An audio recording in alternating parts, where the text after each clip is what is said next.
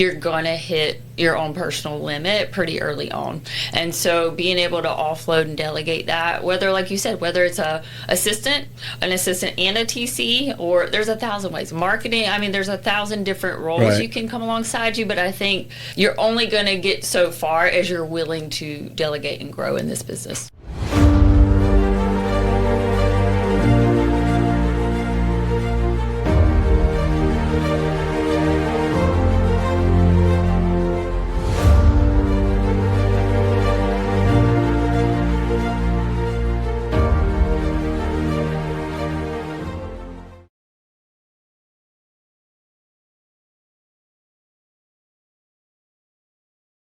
Hey, welcome back to the Real Estate Excellence Podcast, where top performers in real estate share their stories, strategies, and systems to fuel their success. Today's guest brings a rare mix of heart, hustle, and high-level organization to one of the most critical and often overlooked roles in the real estate transaction, the transaction coordinator. After starting out as a registered dietitian and traveling the world on a year-long mission trip, she pivoted into real estate, quickly discovering that her skills were perfectly aligned with the coordination side of the business. Since then, she's founded Consider It Closed, a high-performing TC company that supports agents and brokerages across Florida with service rooted in integrity, professionalism, and customer care. She's also an author, speaker, and mentor who's passionate about helping others grow in both business and life. She's on a mission to elevate the entire TC, transaction coordinator industry. Let's dive into the mindset, systems, and leadership behind the success with Jamie Hallman. Welcome to the show. Thanks for having me. Thanks for coming. As we were talking a little bit pre-show, and I think a lot of my regular listeners know that I really make it a point with every agent that I have on, because I believe many, if not all, 9 out of 10 of them do reach a level in their business where they do need to bring on that next person. And maybe whether that's a transaction coordinator or the assistant before the transaction coordinator, everyone has their own theories, but ultimately the transaction coordinator does come in somewhere along the line if they truly want to grow their business. Yes, 100%. That's what we've kind of noticed as well is, again, everybody has different goals, right? They have different levels they want their business to be at, how they want it to grow. But I think for most people, you're going to hit your own personal limit pretty early on. And so being able to offload and delegate that, whether, like you said, whether it's an assistant and a TC, or there's 1,000 ways. Marketing, I mean, there's 1,000 different roles you can come alongside you, but I think you're only going to get so far as you're willing to delegate and grow in this business. Do you often get that question to someone who learns what you do, or where you might be out networking or something, and an agent come to you, and they probably, I can only imagine that's a question of when do I need a transaction coordinator? Yes. And the funny thing is, it's very individual. So we literally have agents that will only they only do maybe 3 deals a year, and they still use us for every single one, because maybe their goal isn't necessarily growth. Their goal is, I don't 100% know my contract and writers and document, and I want to make sure I have an extra set of eyes and someone keeping me on track. And then we'll have people that they are super high volume, and they're bringing us in so that they can do more. Mm-hmm. And so I think whether it's from a customer service standpoint and having someone else come alongside your customers, keep them updated about milestones, whether it's the agent's peace of mind of, hey, I'm not going to miss a deadline or an important document, or whether it's, hey, I need to level up and I'm not going to be able to make as much money as I want doing this by myself. So I don't think there's a right or wrong. It's literally, whether you're doing 2 a year, whether you're doing 150 a year, there's literally a benefit you get from offloading. It just depends on what your goal is. Well, you bring up an interesting point, made me think there while you're making that statement. I know from a loan officer side, I will tell you, I'm at 30,000 feet. I can look at someone's situation, know if a deal can go or not, or whether it possibly has life to it, and put together. But it's really, to me, the processors make me look good because they take it over. They're our transaction coordinators, right? Processing the loan. They're detail oriented. They're going through and they're going to pinpoint every single thing that obviously the underwriter wants, or when we run it through the automated underwriting and prints that report and says, okay, we need this, this, and this. They're going through and they're looking at the details. They're dotting the I's, crossing the T's.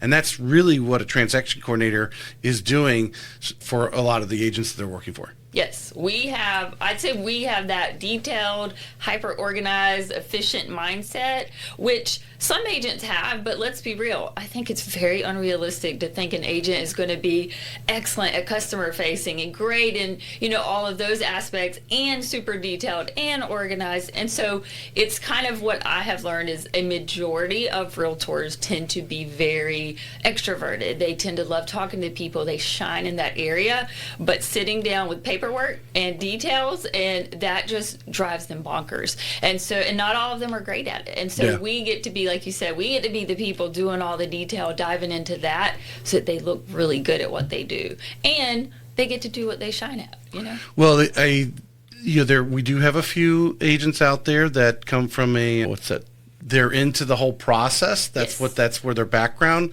comes. I want to say it's right on the tip of my tongue, but most salespeople are not.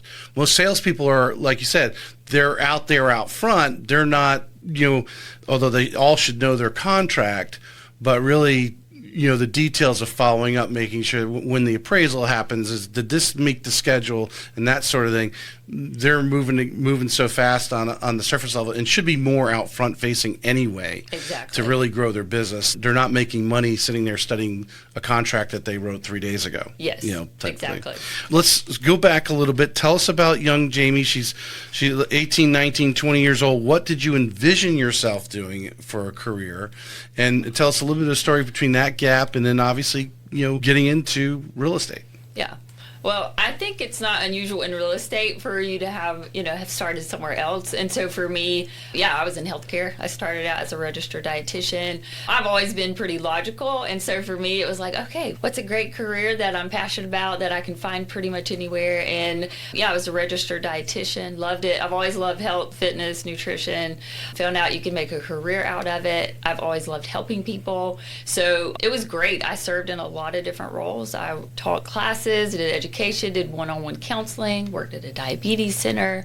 And while I loved it, I also found that I am so solutions oriented. I'm the person that loves to see people grow and make change. And so for me, even though I loved being the one to sit down and give people solutions, I couldn't make them change. And so I couldn't make them take my advice and do anything with it.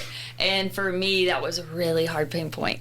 And so long story short, my life kind of got upheaved when in the middle of my career, I decided I felt very led to go on this overseas mission trip for a year, which, as you can imagine, completely changed everything. It changed my mindset. It took me outside of my day-to-day norm, my comforts. And so when I got back, I did a lot of reassessing on everything, just like my skill set, what's important in life, what I wanted the future to look like. And again, it's a long story, but it kind of led into the crazy world of real estate. And my vision was to be an agent. I'm going to be a realtor because I'm great with people. I love talking, that kind of same thing. And when I got in, I had no idea there were so many opportunities and different avenues you could take. And I learned about transaction coordination. I'm like, this is my wheelhouse. Who was the first what was your first person introduce you to it, or first taste of, hey, what's this real estate industry all about? Well, actually my husband. Because he used to be a loan officer back in the day, and that's not what he does anymore. But he's like, have you you would be great at real estate. And he always loves it. He's that person scrolling Zillow and looking through houses just for fun. And so he was the one that just kept thinking man, this just really lines up with your personality. And I'm like, why not? Let's try it. Let's see what it's about. And once I got into it, I love the fast pace. I love that it's different. But within my realm, there's a lot of structure. There is still, I think what I loved that I was missing in the dietetic world is there's always a solution, and I get to be the one to help make that solution happen. So I don't have to hope someone else does it. Here you go. We can create an amendment. We can change this. We can talk to this person. And so I got a lot of fulfillment from that.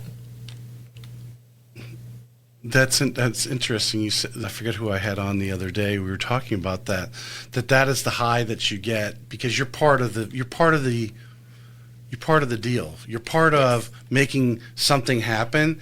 And the agent, obviously, in this case, is what we're talking about, working with you, you're helping them solve a problem. Yeah. And I think everyone likes to be part of the solution, right? And obviously you're able to take your experience, because I think one of the values of a transaction coordinator is the value of a processor and underwriter in the mortgage world is you're actually seeing a lot more transactions than the actual point person, the loan officer, or in this case, the real estate agent. Yes. Because you're dealing with multiple real estate agents and seeing the situations that's going on all the time, that this agent over here may not realize you had a similar problem over here, and this is how you solved it, and you're bringing solutions to the table based on experience. That's an excellent point, and that happens all the time where, like you said, we've seen hundreds upon hundreds upon hundreds of transactions, and so pretty much, not every time, but I'd say a majority of time, there's like a snag or an issue or a problem.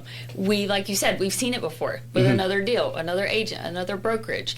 And so it's seeing how we resolved it that time, what got worked out, what was advised. And that's invaluable. And so it surprised me at first, but it shouldn't, that a lot of our clients, they come to you. No, I'm not a broker, I'm not a real estate attorney, I never try to be one, but they'll come a lot or call me and, hey, Jamie, I had this happen. Like, have you had this happen before? What do you recommend? Because they know, like, the odds are we've probably dealt with it or seen it, and we have. Or I'll say, hey, I've never seen this before, but let me get on the phone with my real estate attorney and let's powwow and figure out what we can do about it. So I think that's the difference too, is I'm very much invested in, like, we're not just like, oh, what's the minimum we can do? We're like, no, here's a problem. Let's all brainstorm together. Like, how can we help you in this? Well, also obviously talking to a lot of high-level agents, they've worked through this process of having a circle of other top agents that they rely on and have regular conversations. They go maybe have drinks or coffee or lunch or whatever. They're meeting regularly, where I think there's a good chunk of agents out there who don't do that. So the only person they're talking to is you, that's on their team. Yes. Especially if they're on one of these cloud brokerages or something. They're not really interacting or going into an office and having this. That you're that person they're confiding in, and here's my problems, and then obviously you're helping them with their solutions in a lot of ways. So tell you got started as an agent. Yes. Tell us how that was. What, I think one of the challenges that new people coming into this industry is like choosing a brokerage. They think they know real estate. They think they see the surface level, but don't understand, obviously. And of course, you're going even deeper, being, to me, transaction coordinator, just like a processor. You're deeper than even the agent a lot of times would go in our industry, and what's going on on the backside, or behind the scenes, because you are behind the scenes all the time. But tell us, if you were talking to a new agent coming in, and kind of foreshadowing for them, hey, this is what you should expect. This is the first thing you should do. You need to find a mentor, whatever it is. How would you coach someone, to maybe a girlfriend, said, hey, they wanted to become a real estate agent? What would you share them based on what you know?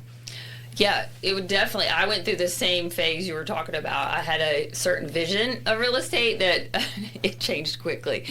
You don't realize you are hit at the beginning with so many things at once. You're hit with now you need to join a realtor association, and now MLS, and we have these documents and Supra, and before you even get to the fun stuff that you wanted to do, you're like, the one thing agents don't tend to love, which is like tons of paperwork and tons of fees up front and all of these things. And I think that is so important that you do connect yourself with a higher level agent, and even multiple agents, a broker.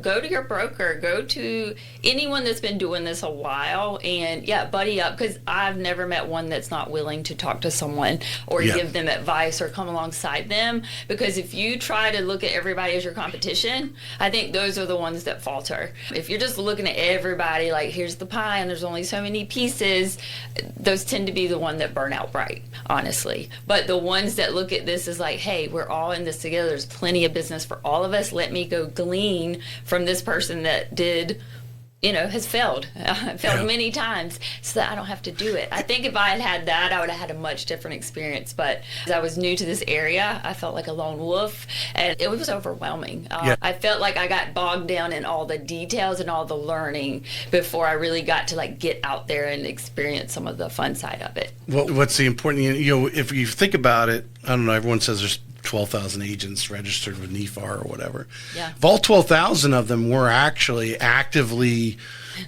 working their business, there would be a fight over business. Yeah. But not everyone, I'm going to say, gets it, understands it.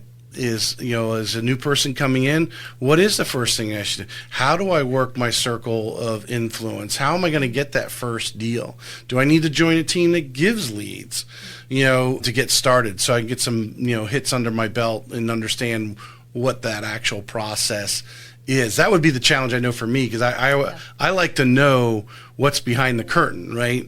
I'll jump in, but someone's got to tell me, hey, when I start talking to that customer, when I start talking to somebody, I need to know where I'm leading them to and what's going to happen next. I don't want to lead them into an abyss that I don't know where or what's going to happen next, because it makes you look foolish. And that's what the importance of teaming up with someone, a mentor or someone that's experienced, in your office. And it doesn't even have to be in your office. It could be an agent from a totally different brokerage. Absolutely. But I'm sure just as you give out advice on agents based on your experience, and we were talking a little bit before the show, working with newer agents that obviously don't have your experience, because you have many transactions on your belt as a transaction coordinator, seen so many deals, that when you give them advice but they don't take it and then they fail, you only allow that to happen a couple times. And if you're going to go and try to find a top agent that will mentor you, if they give you advice, they got to see the effort that you're putting in on taking their advice. If they sit there and spill all this advice over lunch to you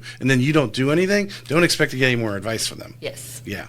I definitely agree. I think there's a mindset, and you see it all the time, between those that are successful and those that are consistent in this business and those that aren't. There is a mindset difference.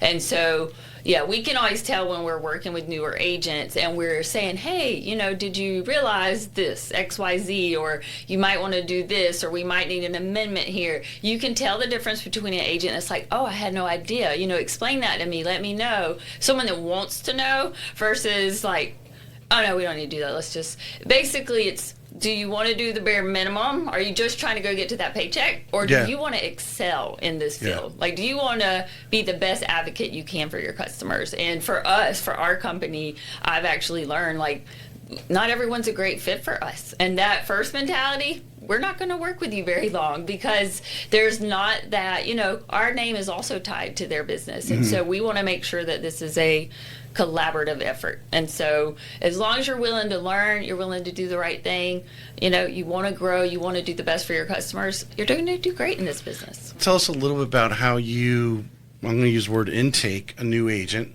Maybe they were referred to you, but we know that everyone does their business a little bit differently. Yep. How they envision the transaction coordinator fitting into their business. And then obviously I'm sure you have your mindset. I'm sure you have some flexibility, because you have to be flexible. I imagine every agent that you personally work with is doing their business a little bit differently, and you probably do a little bit different for every one of those people if you wrote down the thing. How do you intake someone? What are some of the questions? What's the conversation like that you have with an agent when you're intaking them, so you can get to know them, so that you can fit into their business as if you were, they were paying you on a salary as a full-time employee? Yeah. That's actually an excellent question that I think a lot of agents don't think about when they're hiring a transaction coordinator. Is I will get a lot of people that call me last minute, like, I've never talked to them before. They're like, I have a contract, can you manage it right now? And I'm like, no, I'm sorry. We actually have an onboarding process. And there's a reason for that, because it involves them and me as the owner. I actually have a video call, or in person if they want, but we literally sit down for like 45, 50 minutes and we hash out everything. We go through. Well, you just turn around and say, do you have an hour? Because that's what we're going to do. Yeah. And I have before, I'm like, listen, hey, I have time this afternoon. And someone like, oh, no, I can't do it. And you'll never hear from them again. And it's totally fine, because for me, I learned it's kind of a filtering out process on my end as well. Because if you don't have 45 minutes to talk about and get your processes in order, first that we have a smooth transaction, it already tells me how you're probably going to run your business. And so I think that's a really great thing I added, was not having that poverty mentality of like, oh, I gotta appease everyone. I gotta take that deal. Right, I gotta take now. So no, it's because I have found having that conversation and also having them start with me and us building that relationship, because I'm the one building the systems and kind of running the team, and so I do get to hear, hey, are your preferences different over here? Do you run this a little? And we just get to hash it out at the beginning so that I can, like you said, kind of customize their plans, and there's no huge surprises during that first transaction or two. Well, it kind of made me immediately think, because we didn't talk about it yet, your book, The Expectations Gap. Was the book written with a little bit of this pre-conversation you're having, setting the proper expectations, such that you've learned over time how to obviously fine-tune that, get really deep with the expectations. I imagine at first, the expectation gap was pretty wide. Now you've narrowed it down. But tell me about your book. Yeah. Was it written on this discussion? So yes and no. So the book was written from a lot of personal stuff I learned, like interpersonal relationships and just those dynamics, but 1000% it is affected every way I run my business. And so like the principles in there, all the things that I learned as far as just communication with other people, that's part of my onboarding process. That's part of, I think we were talking about earlier, one of the big things I do as an owner is all of my clients hear from me on a regular basis. So like if I haven't heard from them in a while, I'm checking in. Hey, do you have feedback? What's working well? What's not? Because I have found so many people, and there's different reasons why, people are very uncomfortable bringing up feedback to other people. I guess their fear of like their reaction or what they'll say. So when you provide a safe environment of like, hey, not only am I asking for it, like I welcome it, I listen to it. It's really interesting that the dynamic that happens and the partnership that's formed. To me, it's a mindset. As we were talking a little bit before the show, and not to pick on real estate agents, the agents that are listening out there today, this, you're going to laugh when I say it, but they can be very flighty, I guess. I don't know if there's a better word, but if you actually take time and realize that it's kind of like if you think of a sports team, why do you practice? Why? And they actually say that sports teams who actually physically touch each other, high-fiving, shaking hands, whatever it is, pats on the back, are actually more successful. And they've done this study, and obviously watching video of teams during contests who are, subs are going in and out, your substitution, you're high-fiving each other or whatever, are stronger together. And taking that to our world, whether it's a loan officer to realtor or transaction coordinator realtor, we're sort of on separate teams, but we are on the same team for that transaction. Yes. And we need to come in and we need to bond. And how do we bond? Well, we need to set expectations, and we need to be very upfront, very honest with each other. This is what I expect. Especially realtors hiring you, and in the same way they're hiring, in a way, if they're referring me, they're sort of hiring me. This is what they should be for. This is what I expect out of you. If I can't, well, I'm not going to do that. I can't do that. Well, maybe okay. So let's just end our relationship now. That might happen. Yeah. Yeah. Absolutely. And it's funny because it's the agents that I've had the most feedback from in conversations that we have the best relationships, and they are the most satisfied with us, because instead of just kind of maybe under their breath or to themselves like, oh, I wish they wouldn't do that, or why did they do this? They came to me immediately. Hey, can we do this a different time, or why? Or trying to understand. Sometimes it's as simple as just me explaining our why, and they're like, oh, makes perfect sense. Great. Other times I'm like, oh, that's a good idea. We can tweak that. So I think people forget, yes, we're a business and company and we have our processes just like they do, but if you are unwilling to adapt and change and grow and listen to feedback, what's the point? So I think agents are very pleasantly surprised, especially talking to me as the owner, that this is my baby, but I'm not married to anything. So if it makes sense and it's something we can do to make your experience better, why not? Yeah. We can do it. Well, I think there's a maturity. I think maturity is the word, actually. Not saying someone's immature, but there's a maturity in the business that you realize that every transaction is different. Yes. The reasons why computers have not, and I don't foresee in our lifetime taking over this transaction, it might make the transaction easier, Yes. checking people's incomes and all that other stuff. Technology, right, makes it faster. But the reality is every deal there's very rarely a deal that goes through that doesn't have some sort of little twist to it. It could be a simple negotiation. We don't think too much of it, but that's a twist. Yeah. I've got a deal going on right now. It's a manufactured home, but it's got the piping the insurance company doesn't like. And we figured out a remedy, and the sellers didn't actually be able to write that check right now, but we figured out a way for them to pay a little bit, but pay the rest of it at closing when the place, so was that a little twist? Of course it was. Did it stress? Some people had a small level of stress there. Yeah, but we knew, we were going to find a way because that's been done 100,000 times already, and that's why we have it. But to have the openness to say, oh, I didn't think about doing it that way, and be open, because, like I said, every business is done differently by a real estate agent, but every transaction is different. It's a different address, different problems with the home. Buyers and sellers have their own things they're bringing to the table, let alone, their emotions and everything like that.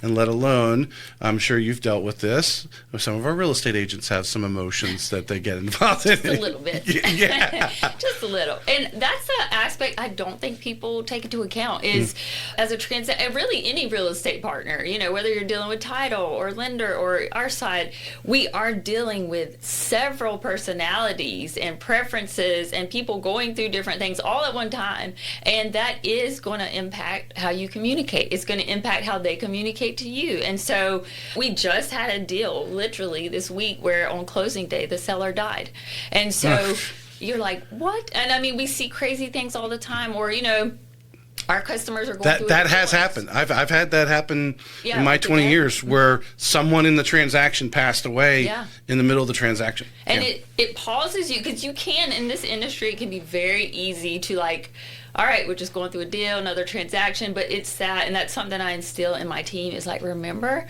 there are people behind this. And anyone that's bought a home, I think that helps. When me and my husband purchased our first home, just remembering it is a stressful time. You do have a million questions and what ifs. And so I think just always coming back to that, can we be a calming presence? Can we bring encouragement and support? And like you said, when things start happening, because they're going to happen, is real estate, is being able to be calm. Because oh, we can do this. We've seen this before. It's not a big deal. Whereas when the agents are getting in a flurry and emotional, it really carries on over to their customers. And so I think having that team in place that they can bounce that off of instead of letting it go to their customers is huge.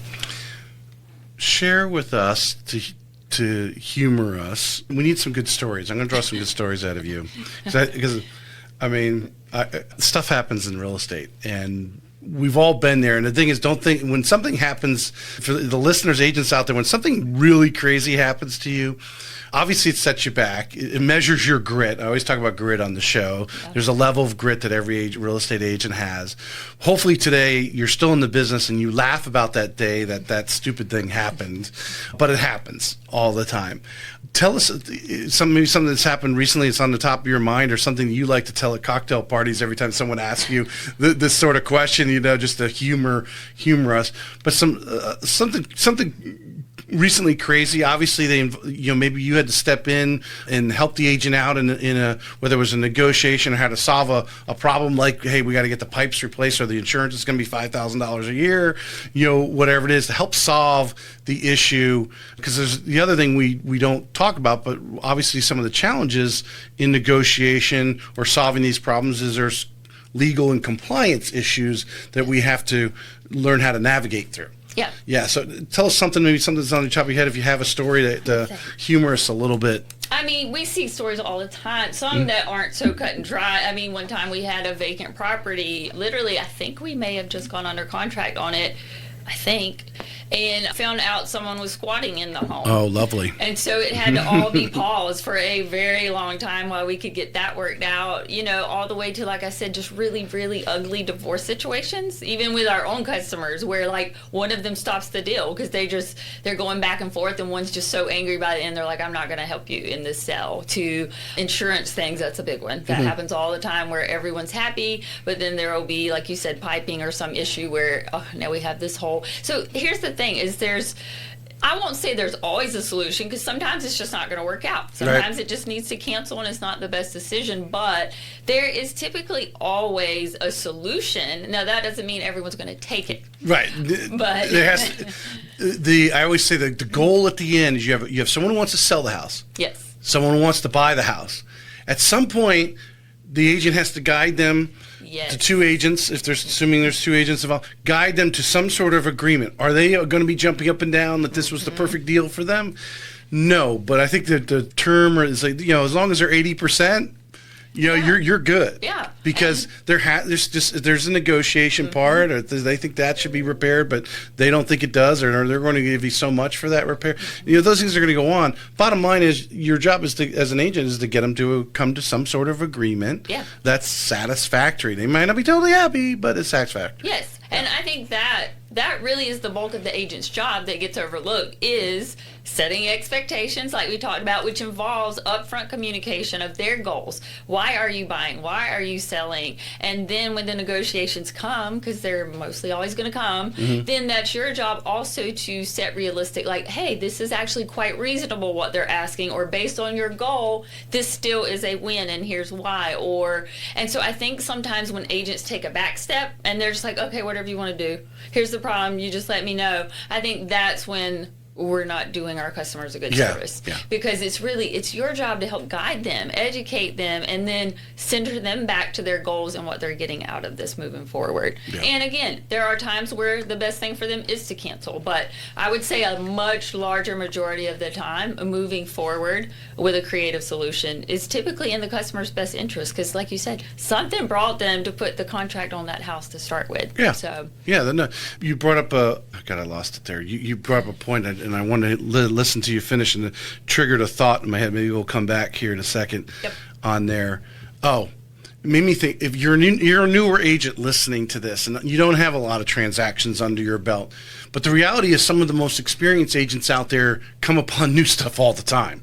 And to have someone like Jamie and her team in your corner that are seeing these other transactions, if you don't have other agents that you can rely on, you need to have a bullpen of people that you can call and say, hey man, have you ever seen this situation before? Because if you don't, you are going to be that throw your hands up and say, oh, whatever, I guess whatever makes you do it. But then you lose your professionalism, your credibility. Your credibility goes, hey, you know what? Let me chat amongst my, sphere of wise people and see if someone has crossed this bridge before, and see if we can come up with a solution. It would just make you, as an agent that doesn't have a lot of experience, give you a lot more credibility, look smarter and wiser in your role. And it's funny because agents often come to us because they want more money. They want to be able to do more, take on more, and not be overwhelmed. But brokers tend to send agents to us because we're the guardrails. They know if they send it to us, it's going to be compliant. It's going to have eyes checked over. There's someone that knows a little more, and has been through a little more. So it's really funny to see the difference in perspective of what brokers are hoping to get out of our services versus agents. Because a lot of the brokerages are reviewing, especially newer agents, they're reviewing their contracts and how they're doing it before they actually let them send it over, which is obviously very wise, and make sure it's compliant.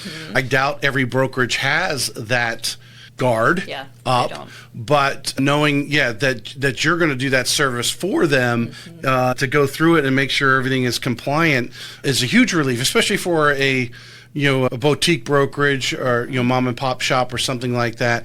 That if they are recruiting newer agents, let your team review it before it goes out. Make sure there's nothing on there that looks crazy, or I think there's a big importance, especially in the addendums, like how you write some of I don't know if you would call them special remarks or whatever. I don't know what's the term there. Additional terms. Additional terms, Special terms, make sure those additional terms are written in the proper real estate legal way. You don't necessarily need a lawyer, you just need someone that's actually has experience and probably has seen issues rise by other people's language. Yes. And can be able to point out right away that that's not right, or we need to, this is a very special circumstance. We need to actually probably get legal review because what you're saying here, we need to put in a little more. It's not just seller concessions, there's a little more to it than that. Oh, I get so deep in there. I got to pull up my, even though I haven't even gone to my questions yet. What are you finding? Because you've been a TC for how long now? Company for 4.5 years. I've been a TC for five. So the challenges of 2000 versus the challenges of today that you're seeing, that you're helping out in. I wouldn't say that it's the transaction. I don't know. Well, maybe you can correct me. I don't know if the transaction coordinator issues have changed, the things that you guys deal with, but the things that's coming to you from the agents that you guys are helping out in now, and I think insurance is one of those things that has gotten hotter and hotter issue. I know when I get a deal, I'm immediately which I find this amazing, although I like being the referral person, to refer my insurance person deals and so forth, because it makes me feel good to refer and then have the customer accept it, right? Everyone likes that. But really the insurance right now, as soon as the contract's signed, it should be schedule the inspection and the next email being, hey, here's an insurance agent, here's your information. But here's the question. Referring. I imagine there's situations where you are referring different services. Yeah. What is your ideology towards that? And I want to share my ideology. Just when it comes to that, and you're noticing, hey, we don't have insurance yet. Maybe the agent wants you to call the inspector. I don't know what. Tell us, how do you work that? Yeah, so always when I onboard, part of that onboarding process is finding out hey, do you have preferred homeowners insurance agents? Do you have preferred home inspectors? Do you have all the things? Because a lot of solid agents that have been doing this a while should have their go-to people. And so we're always going to, when the customer comes and it's like, hey, I need some referrals, we're always going to go to what our agent refers them to. But in the situations where our agent doesn't have those, or maybe they're new, or they want recommendations, then I do keep a running list, kind of like my own internal vendor list of people we have worked with multiple times that provide excellent service. They're communicative. So we do have our own list of people, but we always send multiple. So we always send like a list of 3, and then of course we'll just let them kind of peruse and get back to us on their preference. But again, that's very individual per agent. Some agents have their go-to person and we automatically connect them. Some have a list. So we kind of go case by case. My ideology on it, insurance agents, they're all getting the same stuff. Unless they're calling directly to USAA. I think Geico might be another one. And then there's this new one out that I don't know. They're quoting really low stuff. I don't even know. I can't even remember their name because it's not a name brand that's out there, but a lot of people are going to know if they're catching it on the internet or something. Insurance, to me, when I tell if an insurance agent comes to me and wants me to send them business, one, I try to just stay with one because I don't do the 3 thing with insurance because to me they're already doing the 10 thing, they're 20 thing. They're looking at whatever all these different insurance companies by which that and it's going to give that client the best deal. Is the insurance agent who's going to have the conversation with them to explain Florida insurance to them because it's different from Michigan insurance and having the hurricane and all that other type of jazz added in, and that's my requirement. I'll send you business, but you have to promise me you're going to call them and you're going to go over the policy you're writing. So as I'm worried about these people went with this other, I doubt they actually had a conversation with them. My guess is 60, 90 days that's going to be audited by somebody, and they're going to come back to him and say, oh, based on this and that, your insurance is going to be this much. I don't know, maybe not. But that is one of my qualities. That's why I stay with one. I know, hey, if I send it, because the reality is she's going to send them, possibly send them 2 or 3 different companies Yeah. that are, doing exactly, because I see that as a brokerage. I think the 3 thing is really anyone can offer 3. I'm not downgrading you. Oh, yeah. I just disagree with you. No, yeah, our butts is what we're doing because, ultimately, as a transaction coordinator, you shouldn't. Well, they're not actually buying Jamie's insurance. Right. Jamie's not supplying the insurance. But Jamie shouldn't also technically be the one speaking for the agent either. Like the agent, I really think that should. No, granted, we'll step in if we need to, but the agent should be doing what you do, vetting their referral partners and saying, hey, I work with this person because I trust them and they can do this, and we have. So that's my preference, is that whether it's 1 or 2 or 3, that the agent has vetted their partners. But the sad, because I think if anyone listening right now, if you want to test this out, test how many times you refer the insurance agent or the loan officer, either way, or the inspector, right? How many times, if you just give them the one person, or if you give them 3, what actually happens? Do they go, if you refer them somebody, do they go with that person 100%? Or are they going with them 60% of the time? If you refer them if you give them 3 people, do they even choose any of the 3 people? Or are they going with number 2? Do they actually get to 2 and 3? Because I think everyone has to have their preferred, and then maybe you have, well, if you don't like this person, call this person. Right. Yeah. But that's my, so as soon as I get a deal now, I'm immediately like sending off that referral because first of all, I'd like a quote to go to underwriting. At least we have a quote. They might not actually use that one, but at least we have a quote for our debt ratio purposes to have an idea. This is what the insurance is going to run. They don't have to go with it, so it does streamline it. I will say, where our agents where they only have one and they just do the one versus our agents that give an option, it's always a lot faster and smoother when there's just the one because it's like, all right, let's go, let's get rolling. And sometimes again, they already have all these other decisions to make, and when you give them a list of 3 among this and then 3 among that, it's more decisions they have to make. And more delay because I don't know. To me, the insurance they're just selling that commodity. Hey, they're going to look at every insurance agent, and insurance companies are like.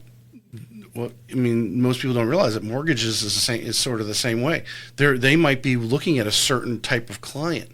High credit score, or maybe they're looking for a lot of FHA loans right now or a lot of VA loans. So their pricing might be better on those products at that moment in time because they have a bucket to fill. Yeah. In the insurance side, one insurance might be better than another on a 1 month to another month for the same house because that company's trying to fill a bucket of of homes that fit that criteria, whatever it is, that customer from that standpoint. Tell us, because I think the topic of insurance is important because I'm sure you probably have seen some deals blow up because all of a sudden the insurance comes back. That's why now it's very important to get it up front. But what situations have you seen recently where deals have gone awry that you would want to, if you're standing in you're down at NEFAR and talking to a group of agents and said, hey, these are some things that I've seen that you might want to be educated on. Yeah, I think really it's just number one, the obvious is go ahead and connect it with the homeowner's insurance, like you said, immediately. Go ahead and get the quotes, find out their standards, and then as soon as you have, 4-point limit, go ahead and automatically having these things, send them over to the homeowner's insurance agent as soon as you get them in, and go ahead and say, hey, anything flagged here, everything good. I think that's the extra step that sometimes agents wait until we're near closing, and then the homeowner's insurance like, oh, hold on a second, this 4-point, do we have, and then it causes all these unnecessary they're still delays. Doing that. There's still agents that are waiting to the 11th hour on insurance. Still happens. So now that's why I just do it up front. I don't understand why agents don't refer insurance more often. You guys are hit up more than we are as loan officers. Insurance agents don't bother with the realtors. Just come see the loan officers. Take us out to lunch. Just things in there. And I mean, again, it's just part of that conversation of it cluing in when you have in the inspection report and discussions about repairs with your buyer. Again, it should go without saying it needs to automatically need to be having those discussions in terms of homeowners insurance policy. And so, I mean, it seems really basic, but again, because you're seeing deals blow up from water heaters. Yeah. Obviously roofs.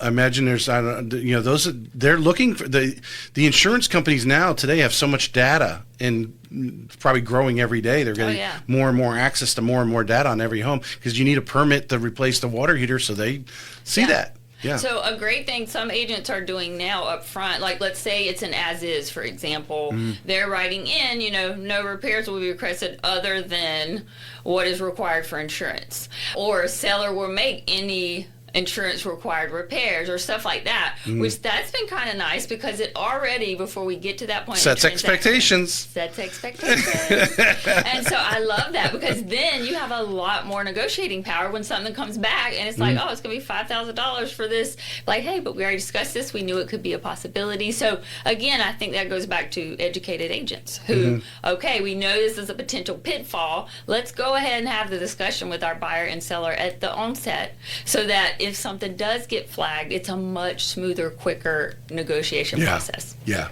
I'm a big pre-listing inspection person. I think everyone should have their homes pre-inspected. Because especially today, and I don't know if it's really changed, but the inspection report's an out on anything. And if you eliminate that something coming up that you don't think is big, but the buyer could think it's big. Whatever it is, I lead that way. All right, let's drill down in this last section on your business. Actually, I had your website up. My computer just went out here because you list on you very nicely. Actually, probably too much information. Actually, on your consider it closed your services. That's me. Let's talk about the business. Talk about what you're. Let's do a little, almost like a little, infomercial here for 10, 15 minutes about the services that you offer. What do you find are definitely must-dos for a lot of your agents? And then maybe what are some optional things that some agents use but some others don't? Yeah. Well, we are very specialized. So we literally have 2 services, period. And that is by design. When I first started, I'm like, oh, we could do this and that and and there's not anything bad with that. There's companies doing all kinds of different services under one umbrella. It's beautiful. It could be a one-stop shop. But for us, I just want to do what we do and do it so well. So we're very hyper-focused. So we have contract to close, which is typically what people think of with transaction coordination. That's when you have an offer, you have a contract, and then you want us to get it through to closing. So deadline tracking, email management's a big part, document and compliance. So pretty much email management. Give me a little for our team. Now again, each transaction coordinator is very different. For our team, we pretty much are responsible for responding and replying and handling all the emails that are coming through for the transaction. Now, and that is unusual. Some transaction coordinators are not like that. For us, if our agent wants to hop in, great, like they can anytime they want to, but our agents know, listen, we're going to manage all the email for this transaction, and if there's something that pops up that needs your direct reply, we're going to let them know.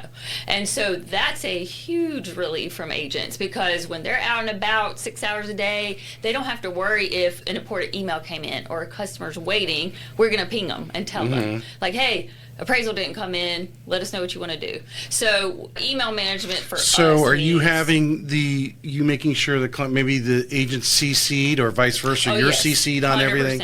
So if it is a question or situation you can address, you're addressing it so the agent doesn't have to. Exactly. Type of thing. Yep. It's almost like an assistant. Yes. I would say that is probably one thing a little different from us is we are kind of like an assistant / TC, but with the caveat of course, everything as it pertains to the transaction.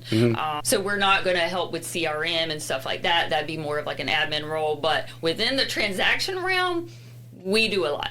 And then obviously, so your contract to close is a lot of that. It's your documents. So agents should not need to be sharing and hunting down documents when they work with us. We do all that. We get all the signatures and initials.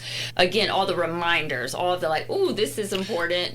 Just to put FHA, the FHA document that we need with everyone that does an FHA loan generally doesn't always come with the initial package to us. Somebody's chasing that down. You're doing that. We're doing that. Any document at all that is needed during the transaction, we're doing. If they need an amendment drafted, like if we need to change the closing date or a buyer name was left off the contract, we're doing that. Now, we always get agent approval. That is one thing I want to put out there. Is so our system, we use Slack. I don't know if you've heard of that. It's like a communication app. It's pretty much like text.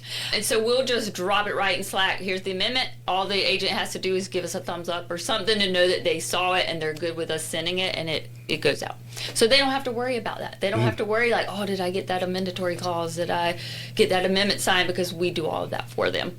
Now, we also offer listing services, so pre-listing. So basically ordering photos, getting it in the MLS, uploading the photos, all of the disclosures and documents that we need to get signed by the seller.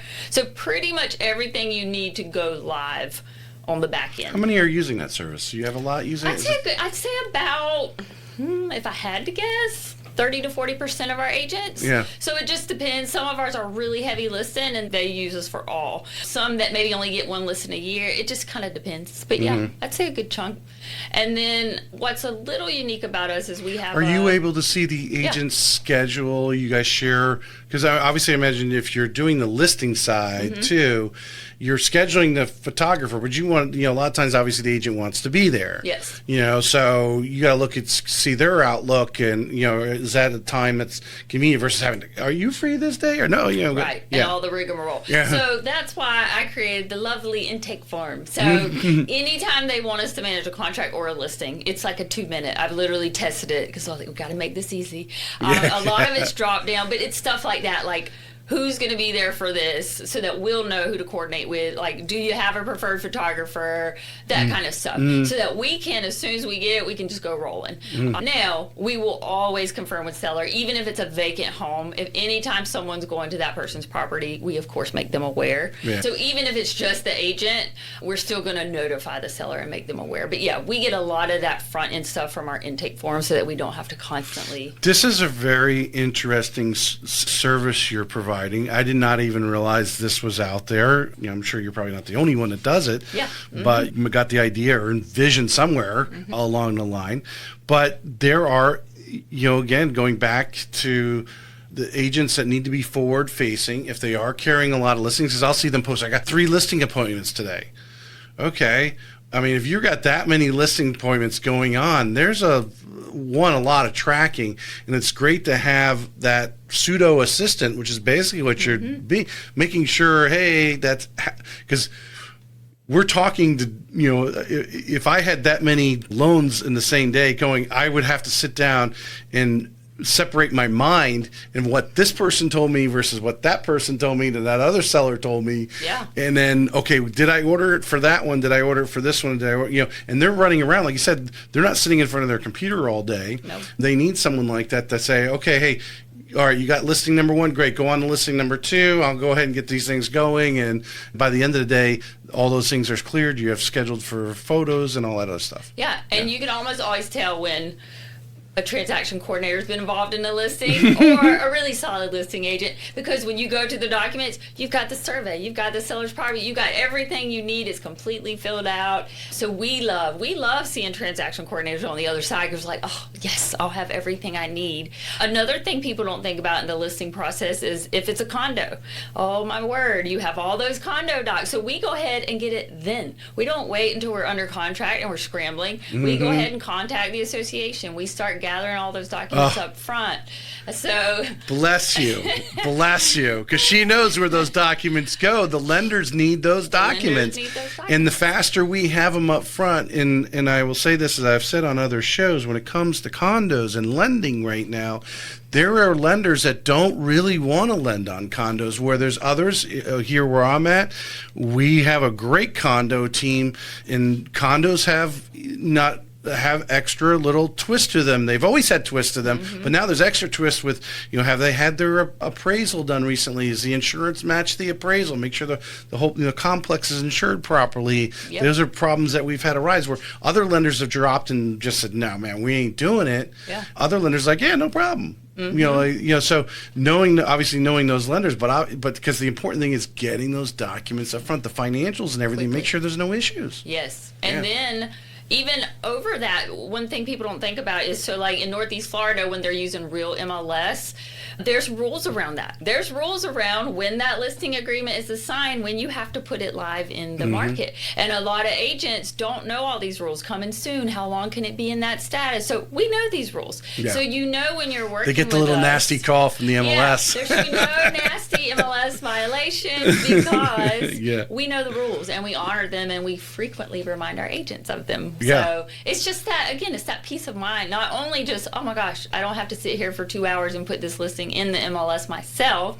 It's the disclosures. It's making sure we have everything, and it's making you look very professional because other agents are going to see that well put together listing with all the documents and they don't have to hunt it down. And I'm telling you, it's a small world in Northeast Florida, and people are going to learn you by how you carry yourself. Now, you have a team. You go on your website, you have a team of ladies there. How do they work with you? Are you training them? How are you? So an agent calling in, it may not actually, Jamie may not be their transaction coordinator. Right, correct? correct. Okay. Yep. So if they're put off, what should they expect the level of service? Because they're hearing you right now and going, geez, Jamie's high level, but Jamie's book is probably full. Yes. Yeah. So tell us about the team, how you train them, how you get them up to speed. What's the... Yeah. And that was exactly my heart, was like, I have high standards. I have high expectations for my team and my clients. And so I was like, okay, I'm very involved. I'm not that owner that's like kind of, sipping margaritas on the beach all day. I'm involved. So I'm at my computer talking to my team. Now we have 3 full-time transaction coordinators, and then we have a listing coordinator who also does our setup and compliance. So what that means is, and I love this about our team, is instead of transaction coordinators getting bogged down, because this happened to me all the time in the past, you'd get 3 new contracts in that day and a listing, and then you still have all of your tasks. It could be very overwhelming, and the odds are something's going to get overlooked or missed because you have so much going on. So we now have someone that all she does is the listings and the setups, so that our team can just come in, start their day, focus on emails, focus on deadlines. So it's a nice level of oversight. All right, so break that down for me. I understand the listings part, because it's not everyone does that. You have a very probably unique group that is using that service. Setup, what does that mean? Setup. So when we get a new contract in, so when an agent sends us an intake form, sends us a new contract, say, hey, get to go, get to work. And what we do is the setup person is going to be the first one. What she does is review it first for execution, because you might not be surprised to find out. And we work with agents they know what they're doing. I'd say 70% of the contracts that come in are not executed. Even the agents. 70%? Yeah. There's some error somewhere on the There's trend. something missing, some error. There's either an initial missing, or what we see most commonly is agents just don't understand the wording. Is in section 19 of the contract, there's this section with all the addenda and disclosures you check off. They don't realize that when you check off that addenda, it is made a part of the contract in Northeast Florida. So that means if that addenda... in Florida, right? These are all Florida. Florida. So all of Florida. So it means if that lead-based paint, for example, was checked off and it is not fully executed, your contract is not fully executed. And so that's one thing we do so the agents don't have to freak out about all these rules, is we have our setup person reviewing it first. They're going to let them know if it's executed or not. And then we set up, meaning set up all the back end in our system, get all the contacts, all the deadlines, all the intro emails sent out, including the stuff about like the homeowner's insurance reminders and, hey, agent, here's next steps. And so it's kind of just getting it rolling, getting that contract, a title, lender, getting the binder receipt and the wiring instructions, all those like day one priority steps. That's what the setup person does. And then it rolls back to the TC to manage it from there. And I would imagine that that Sally, real estate agent, is always going to one of your team, same team member. Yes, great question. Yeah, they have a dedicated TC. It's going to be the same one. So it's not like you don't know who you're getting, because I am a big believer in the relationship. It just causes confusion and expectation gap there for sure. And even with lenders and loan officers, people we're working on the other side, it's good to have that consistency of, okay, it's Sarah. Sarah and Sally always work together. And it also is that team, because we are a team. Yeah. And so we tell them, hey, when you're having a listing appointment, go ahead and say, Sarah's part of my team. This is what she's going to be reaching out for. And so it creates a really cohesive experience for customers. Agents go on social media, and we know, I can rattle off some agents' names, but people know, because I think just about everyone does it. So if they're doing social media, they're not doing social media, no one knows what you're doing. But obviously some agents, they leverage social media to make it look like they are they're busier than they may be, because that attracts people like, oh man, this must be a really good agent because they're always busy, they're always showing a house or walking through a house or whatever it is. Yeah. And I want you to expand on this a little bit. This perception that you help agents do is that they are, you may be an agent who might be doing 1 to 2 deals on average a month. Maybe you do 12, 18 deals a year. I think when again, you could comment on this number too. I think if you're somewhere between 6 to 9 million, you're probably in this market of Northeast Florida, you're probably hitting your lid. Yeah. You're maxed out and all that. If you're mixing listing with buyers and you're busy, and you're probably not doing the most important thing, which is following up on past clients to get more referrals.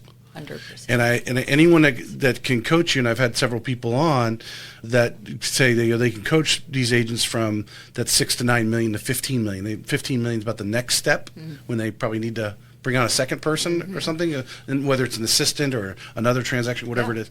But how your team can give even the smallest agent, when they're working with that client, that client in front of you right now is your billboard. That is your marketing campaign that you are about to set loose. When the transaction, even during the transaction, they are now a marketing campaign for you to refer their friends and family by how you wow them. Yes. And your team could really make them look bigger than they really are and more professional, because you are filling in you guys are focused on the cracks of the transaction and making sure nobody falls in those potholes. Yeah. Yeah. Absolutely. And reviews and referrals, as you know, I mean, we work with so many agents and brokerages, and I have always told people, there's a pattern. The ones that are most successful and do the most volume that we see are the ones where predominantly their customers are coming from referrals and word of mouth, not people that are buying leads. I'm not saying there's not a place for that or that you can't use that, but those are the ones that consistently are keeping their volume up, because they are focused on the customer experience, knowing what you said. That is where it's at, my aunt just told this person about this great experience, and they told that person, because we all know it just takes one bad experience and one bad word of mouth to kind of kill your business. But if you're out there and you not only have a team, but they're communicating with you regularly, you know exactly what to expect. You can always reach someone. I think that's a big thing, is our agents do get busy. It's not that they're neglectful, but they might not take that customer's call. But they know, if I email Sarah or Ann or whoever on my team, like, they know we're going to respond, and pretty promptly. They have 2 people now that they can contact with anything that they need. I think it just elevates the whole experience. It makes them feel supported. Yeah. Giving the agent a huge level of confidence. I mean, confidence is the number one attractiveness in any walk of life, but definitely an agent who walks around with confidence, like they've got this under control, knowing your team is, like I said, filling in the potholes and smoothing out everything in the transaction. But I think a lot of agents also, I bet if I actually took a survey of literally the top agents, whether they have a small team, they're just solo agents or whatever, and I think probably on the show we really never mentioned some of the things they can do when they have that extra hour a day. Could you go out and actually have lunch with your client, build that relationship? Because every one of them will tell you it's all about relationships. Yes. That's the number. It's success in real estate. It's all about relationships. Well, how do you have relationships?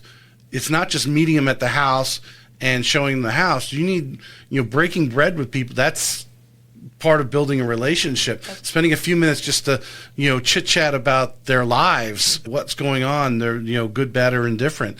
That's building a relationship. And when you're able to have a team like yours behind them, they're able to say, hey, you know what? Hey, after we do the showing, let's go get a cup of coffee and just, ladies be ladies, whatever. You guys chat. Men are probably a little bit more. Although, there's probably some men that would probably, spill the beans all out on the table too. But I think ladies bond faster than men do. Yes. I don't know. Just a little more open vocally. Yeah, you guys, do the women thing there. Is there anything that its agents asked you to do that maybe you've added on? Is there something that the agents that are out there, maybe I wish the transaction coordinator would do?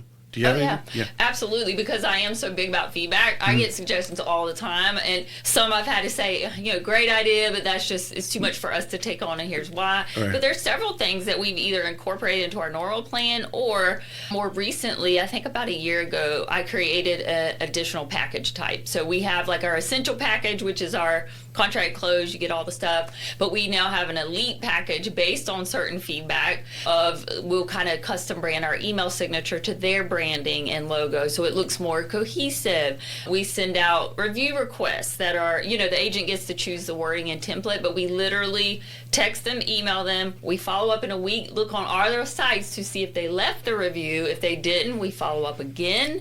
So these are all things agents told us they wanted to see. Initially, I was like, that's a lot of time. I forget where it was. Mortgage Market Animals.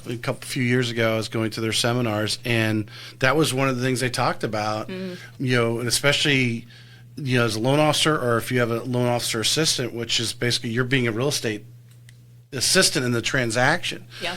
And during the process, to be asking for reviews. Is there anything I can do right now to make sure you give me a 5-star when this transaction? What can I do right now? Or are we off? So if you catch them in this middle of the cycle, instead of waiting till it's all over and then saying, oh, hey, how did we do? Well, you did a 3.5. So you might have been at 3.5, but if you're asking during the process, how can we correct it? What can we do better? Maybe it's more communication. Maybe it's less communication. Text me instead of email me. Whatever it is that wows them enough to get it to a 5-star, to make sure everyone is a 5-star. Stamp, you got to ask during the transaction. Yes. A lot of salespeople won't do that, but the third party, in this case, the transaction coordinator, is neutral. Yes. You're just helping out. Exactly. You're not the actual face, and they'll be more apt to probably tell you. Yeah. And they've established like a relationship with us. So it's kind of a natural ask without being too pushy or salesy, because we're asking on behalf of them. But they're like, oh, Sarah, she's asking me. She was great. And it's funny, a lot of the reviews, now some will mention the agent and their team, or the agent and the TC's name, but some will just say the agent, and they're just, oh, agent was amazing. And we know some of that was because of the team behind them. 100%. But the agent's getting all the credit, which is, in a great transaction coordinator, that's what it should look like, is they remember you and they know you as the TC, but they're giving the agent all the credit for the experience. Let's just a few minutes here and talk to those agents that are out there right now who don't have a transaction coordinator, or maybe they're not doing a lot of deals, and so they think they've got to save a few $100 in doing it. So, I mean, you can talk a little bit about how you do your pricing and so forth a little bit there. And obviously our call to action is to call Jamie, go on. So obviously in the show notes should be all her links and so forth to contact her. Obviously Consider It Closed FL. Yep. ConsiderItClosedFL.com is her site. Tell us, we talked a little bit about pre-show, my girlfriend had a bad transaction coordinator, so I'm not going to get a transaction coordinator. The old wives' tales, I call them, and clear the air a little bit about.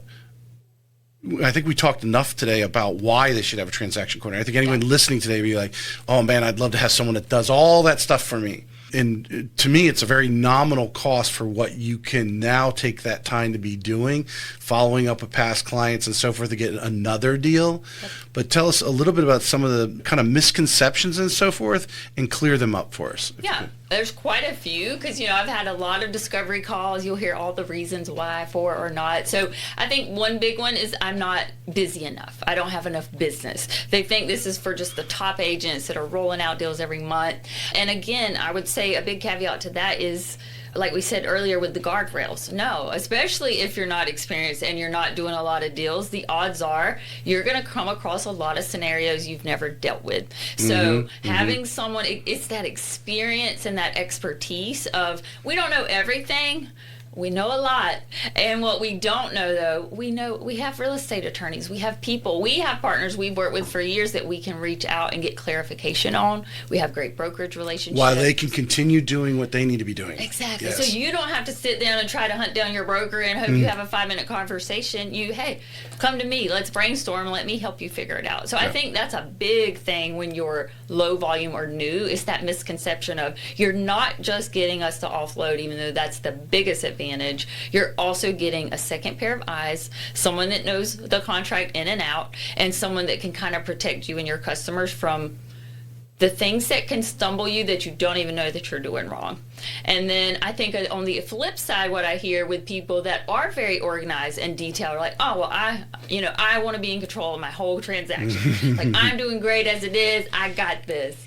And what I'd say to them is, listen, props to you. I got the same kind of personality, but I know from experience when I was my own solo TC, we all have limitations. I am going to cap myself a lot earlier if I just leave it to myself. And that's fine. If you want less income, totally fine to do that. But for me, it's not just about income, it's also about freedom of your time and your schedule. And so if you want to run yourself ragged and work 80 hours a week and cap at this many deals, that's fine. But if you want to grow, do more deals, more sales, more referral, and actually have some time to spend with your family, you're going to have to offload. Whether that's, again, it doesn't have to be a TC, whether it's a in-house or an admin or whatever, you're going to have to offload. Or what I tend to see is burnout, and or it's very hard to provide excellent service and go through everything highly organized when it's just you. Because in reality, everything that you're doing is not necessarily, I mean, I think there's a way we could attribute it to be a money-making activity. That's the phrase, right? Right.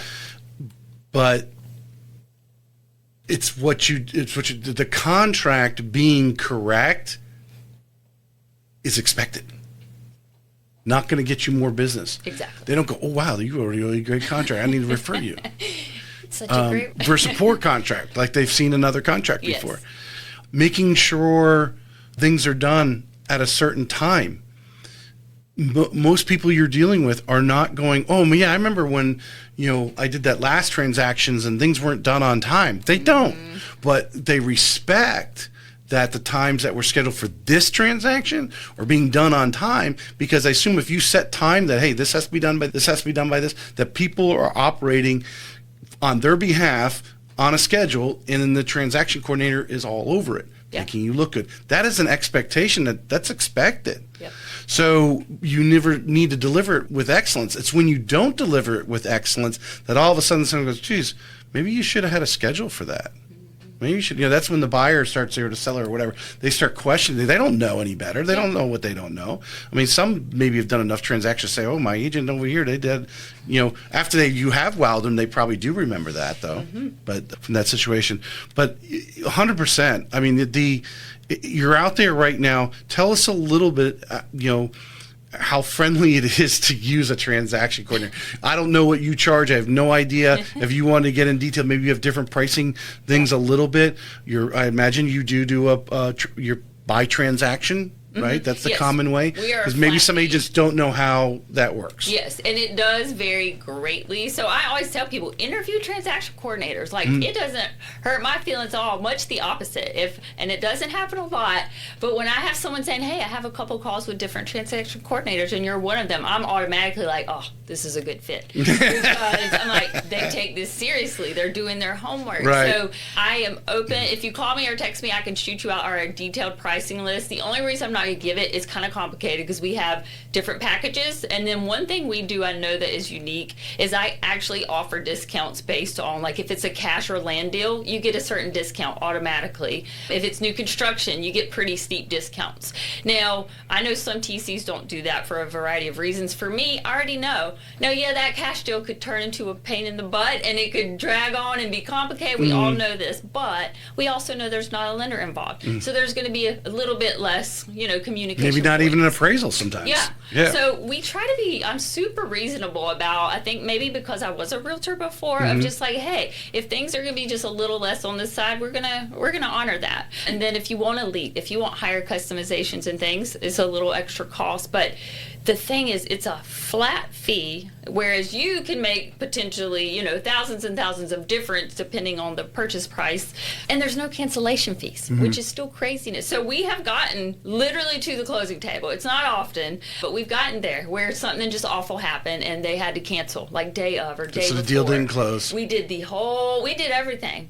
And the agent did as well. And we know it sucks for them, sucks for us. We don't charge anything. You're in it just like they are. Yeah. For the win. Yeah. It's unheard That's of awesome. to have a service where you are guaranteed to do the work for them no matter what, and only if they get a paycheck do they have to pay you. It's kind of crazy. That is awesome. Agents get That's caught awesome. on the, when they get stuck on like, oh, it's a couple $100 for, I'm like, are you kidding me? Well, in reality, too, they also have to, I think a lot of them blow this one out of, they just don't think about this, I think. I don't know. Maybe you tell me if I'm wrong.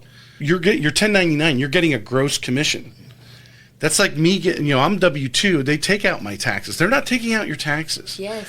Those are expenses. Huge. Your business. Yeah. The transaction coordinator is a business expense. Yes.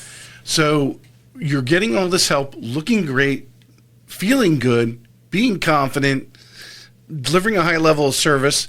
You're doing a little bit of follow-up, getting the reviews for them, which is big important. Right there, if they want that part of the service. Yeah. You're doing all those things for you.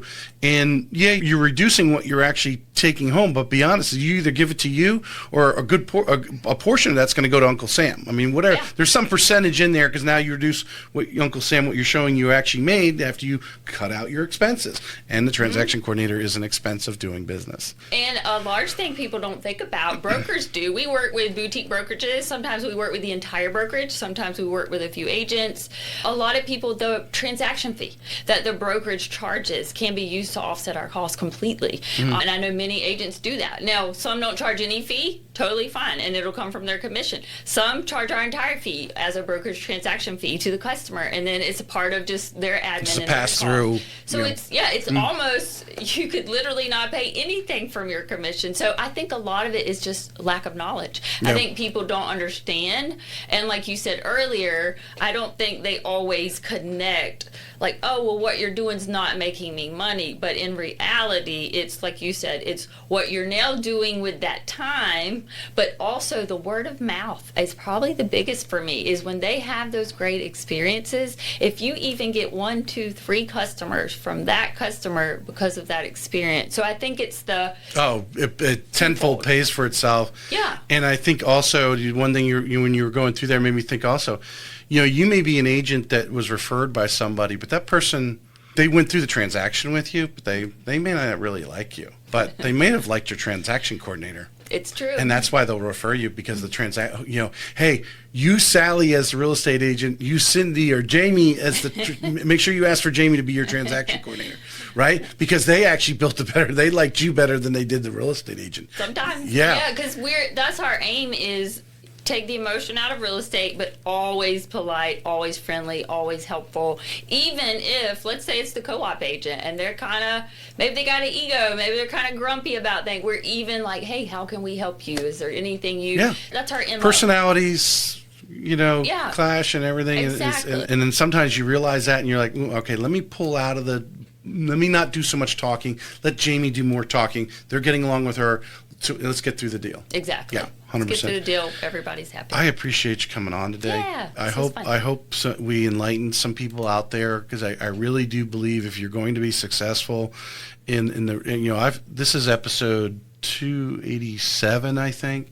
And, I've had one other operations team on that does a lot of transaction coordinating assistant stuff. And if you're going to be agents, you're going to be successful in the business, you have to have the transaction coordinator. You have to have that team behind you so that you can be doing all those other things, the money-making activities, which everyone will tell you, follow up, all right? And spending time with your customers at that moment sitting down at the couch, as Shara Kavanaugh with Keller Williams would say, the couch moment, I think she called it. Taking that time, because you're not worried about, I got to run home because I got this other deal going on, and I got to make sure that the photo's scheduled. That doesn't make you any money. Let Jamie and her team do that for you. Yeah, absolutely. Yeah. Appreciate you. Thanks. Thank you. This may be it for today's episode of Real Estate Excellence, but we both know your pursuit of excellence doesn't stop here. To connect with the best of the best and really take your skills to the next level, join our community by visiting TracyHayesPodcast.com, where you'll meet more like-minded individuals looking to expand their inner circle and their personal experience. That's available at TracyHayesPodcast.com.